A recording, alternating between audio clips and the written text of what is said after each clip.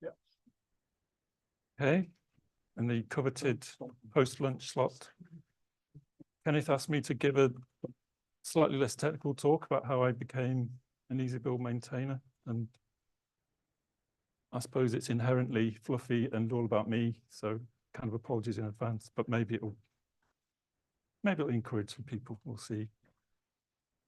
So another way of looking at it would be if you start chasing GitHub green squares, it can have a bad effect on your life. Yes. Or perhaps becoming a maintainer is a kind of disease and you spot someone and you think, what are the warning signs of becoming a maintainer? So everyone else has probably seen the guidance I've seen where you're supposed to tell people, this is what I'm going to say, and then you say, this is what I told you. And I read some other guidance that said, absolutely never do that. You should never tell people what you're going to say. So I'm going to kind of do both and see what happens. This is the sort of disease version. You know, maybe you see something slightly concerning, but you're not worried. And then you seek advice from medical professionals, et cetera, et cetera. So I suppose fundamentally, I'm saying, why did I become someone who worked with EasyBuild rather than just using it? And I think actually you can sort of trace it back to your history with computers.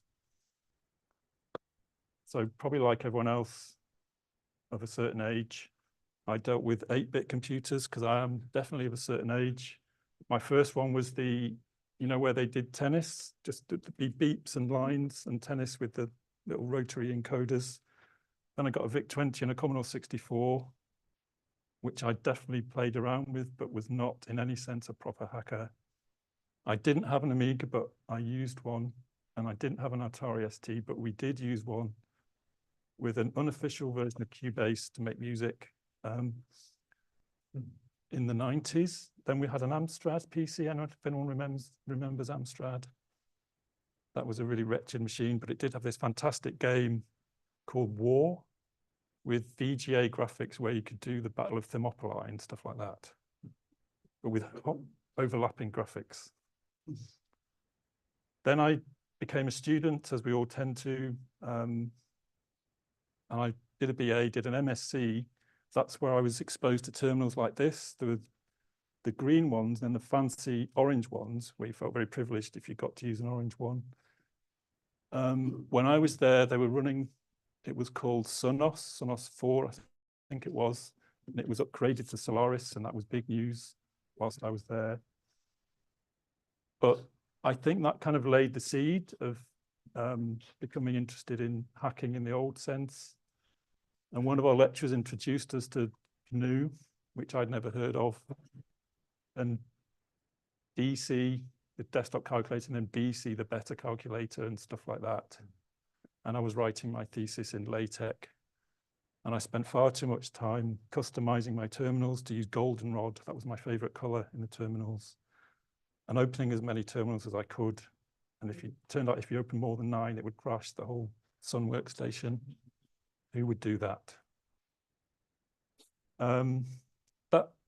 There, I'm just showing that because that's something I was using in my thesis where you had 2 people trying to describe the route on the map, but their maps would be different. So they'd be trying to describe things, but they didn't have the same information. So I was using this recorded speech from that in part of my thesis. I just think it's quite an interesting project. So then the wretched PC era with EMS and XMS and AutoExecBat, and the wretched Windows era. I spotted that sign this morning, your salon of salvation. I thought that was quite a good one. So yeah, I was working on speech processing, but I gradually realized I seemed to enjoy and spend more time on the fiddling required to do the work I was supposed to be doing than the work I was supposed to be doing. But I only realized that a little bit later. And that's when I got an actual, it's because of that I got an actual job. I was working on a fungal website. Well, not a website made of fungus, a website about a fungus. And then I started using Dreamweaver. I really doubt that still exists. But then we moved on to the university web hosting, which was run on Debian, and I was exposed to PHP, which is probably a swear word to say PHP, but it did the job. We got a website working. I actually hate mushrooms, so I don't know why I ended up on a fungal website. And then a few years later, I became a Fedora developer. I can't really remember why, but I was using Fedora, and I've shown the guidelines there, the current version of the guidelines. And I don't know if you can see it, but there's a scroll bar. So it goes a lot further. There are many more guidelines than you can see there. And obviously those are all menu items with pages and pages of stuff. But I went through all that, created my RPMs, initially bioinformatics software, also some audio and music software. And it was quite fun to be part of a community, but it was quite hard work as well. And actually, I think I was exposed to EasyBuild without quite realizing it.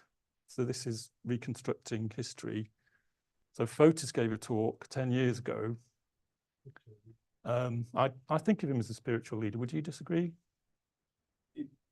Spiritual, not actual. Yeah, I don't know. He was certainly very instrumental in the early days. Yes, yes. Spread the word. So yes. In that sense, yeah. And then, but I don't think I quite understood it because it was so different from Fedora with all its masses of guidelines. There were basically no real guidelines. And we were talking last night about how I still find it disconcerting that the action you do the most is not encoded as an explicit option. So if you want to build something, you don't say build, it just builds. Coming from the RPM world, I found that quite hard to get used to. And I think that's why I didn't quite understand Fotis's talk. But then I moved to a different job and EasyBuild was suggested. This was a situation where there were different institutions moving into a new one, and then they didn't even have modules at all. They'd all done their own thing. There were hardly any staff. There was no tooling. Wasn't really much time. I'm sure no one is exposed to any of these difficulties. And I had to do something. And then I remembered I'd seen this talk and went, that's that thing. And it's actually really useful.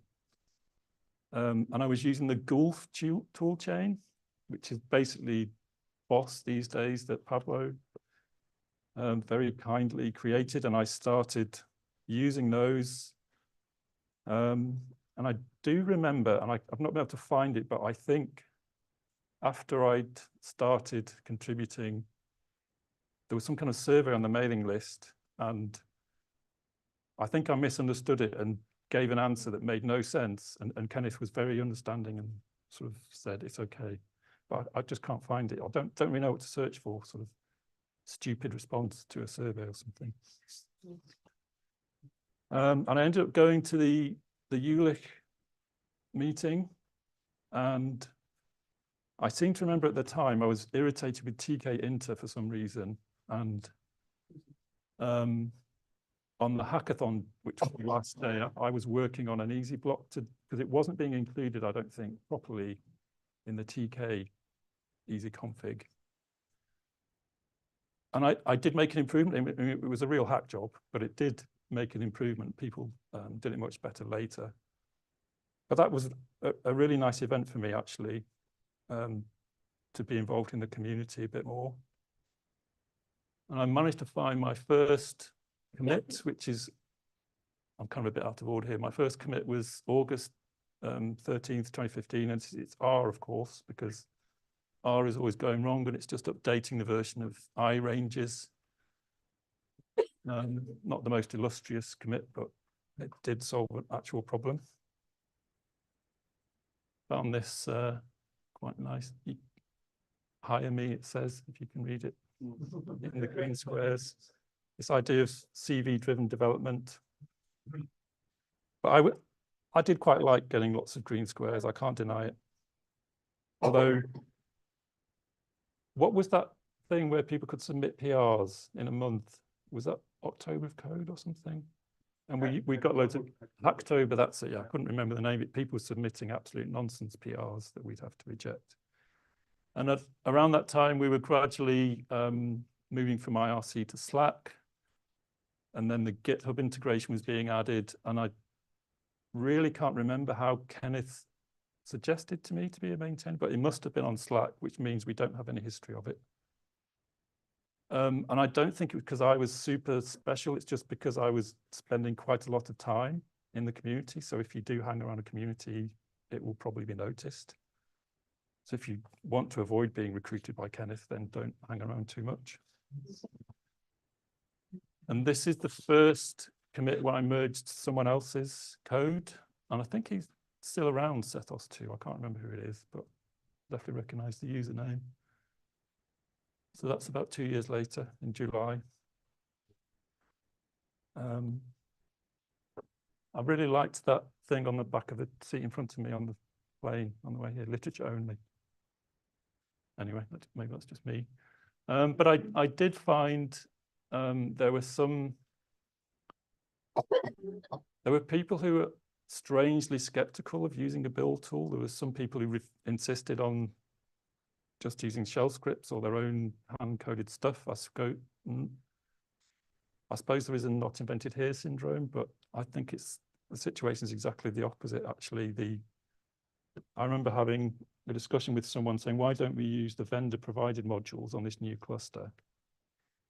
And I said, well, because we want them to work. So we'll use the community ones because we know they work. The vendor ones definitely won't work.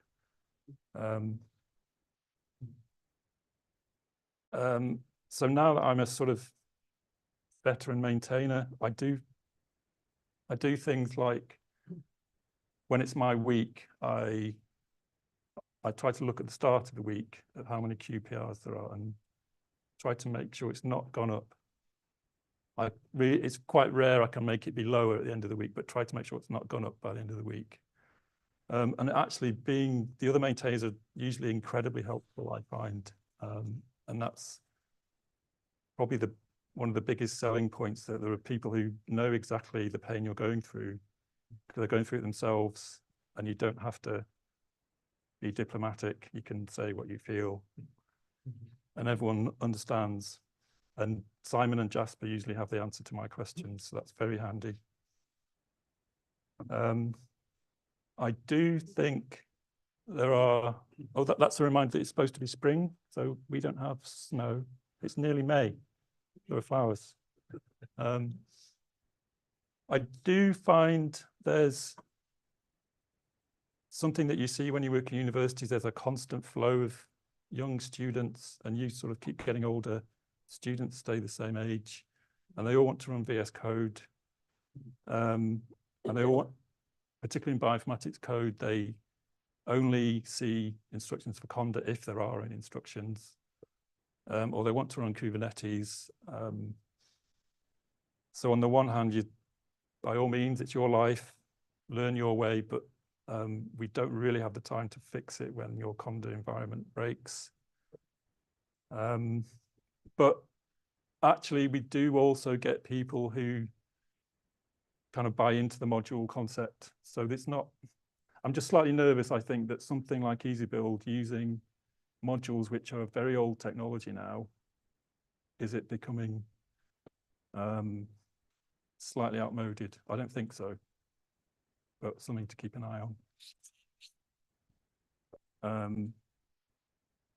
So yeah, just the other day, I found someone in another department in the university has started writing easy blocks for a particularly troublesome package. And I only knew that because I told him I was coming here and I couldn't go to some boring financial meeting. So there is still growing community effort, and I think that's really good. That's and I think, yeah, encoded knowledge, what I mean by that is that if you think about the easy blocks and the easy configs, what they're really doing is encoding the suffering that people have had trying to get stuff to work.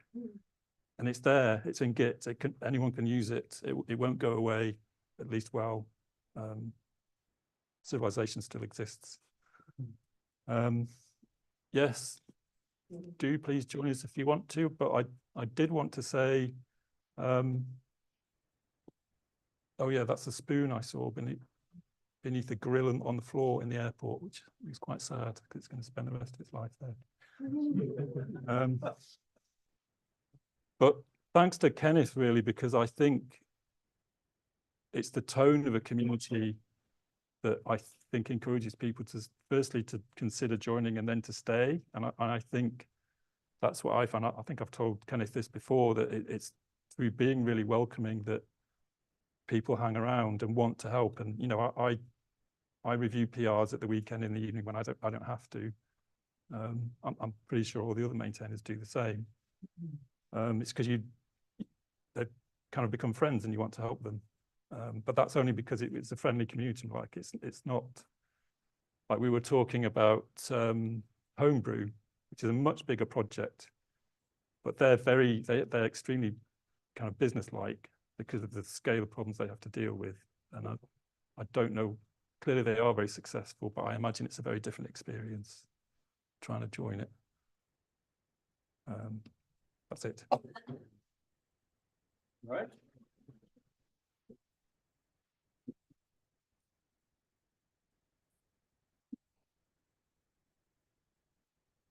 Any questions for Adam?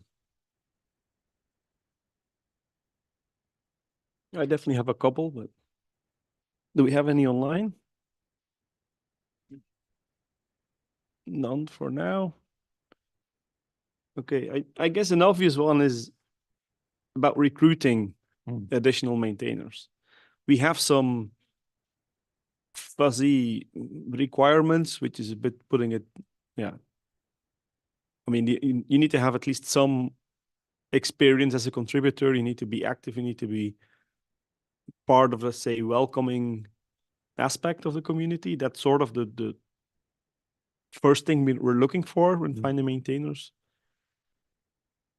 There's maybe a handful of people currently that we could reach out to and ask them if they're up for becoming a maintainer. Yeah. But do we need more? How can we find more? How can we? Is it really us recognizing frequent contributors that are? Yeah, I think we do need more. We can definitely use more. Yeah. Yeah, those are two different things, aren't they? Yeah. So if it's used on, if EasyBuild is used on more of the Euro HPC systems and some of the other things like that, or Easy is, then you would naturally hope that there are more contributors. I mean, that's how some of the people, but they might be very specific goals of what they want. Mm-hmm. But I think that's part of it, is the how many different, you know, people, because at the end of the day, there's a limited number of people there's a limited number of people wanting to install software on HPC, which means there's a limited number of people, you know, it's not a big community to begin with. And yeah, so it's, you know, and it's whether some of those projects will help contribute back. And that's what I would hope, but it's definitely already happening. I mean, Lara and Pedro are two examples of that. They were hired to work on Easy, essentially. And they're here as well. Not, you know, partially because they have to, I think. But no, not really. I think they both want to be here as well. And I can imagine that eventually, if they stick around and if they're up for it, they could become maintainers as well, because they're, I mean, Pedro is close to Bob, who is already maintainer, very good one as well.